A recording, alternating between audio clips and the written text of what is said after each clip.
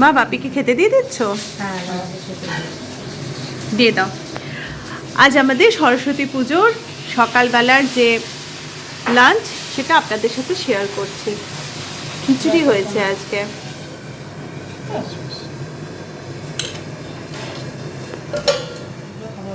এটা কি দিলে? বেগনি? একটা বেগনি দিলাম, আর এই যে দুটো দেবো। হ্যাঁ, বাটা মাছ একখানে দেবো। হুম। আর এই যে আমার সাহেব লেজা পছন্দ করে ভীষণ, ওই জন্য আমার সাহেবকে লেজা দেবো। ভালোই হয়েছে। আমার লেজা খেতে একদম ভালো লাগে না। আর এখানে নিয়ে এসেছো খাবারগুলো।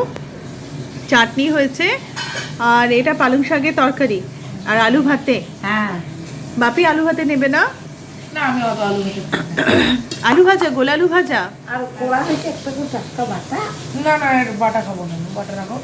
বাটা মাছ খাবে না? না, আরে 30 টাকা দিতে পারি। হ্যাঁ, চলো চলো। আরে বাবা। হয়েছে? আর চাটনি নিবি তো? আর চাটনি নেবে না? চাটনি লাস্টে দিও। খাবো না, একটু খাবো, লাস্টে একটুখানি নেবে। আচ্ছা। দাও মাছ ভাজা জায়গা দাও। কি কেমন হয়েছে খিচুড়ি? খুব ভালো হয়েছে। খিচুড়ি মা দারুণ বানায়, বলার কিছু নেই।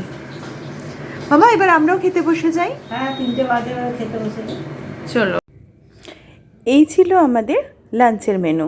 তবে আজকে আমি অনেক কিছু আপনাদের সাথে শেয়ার করব। আমাদের আজকে সরস্বতী পুজোর পরের দিনের যে মেনুটা হয়, যেটাকে বলে রান্না পুজো। তো আমার ভিডিওটা আজকে আমি এখানেই শেষ করছি।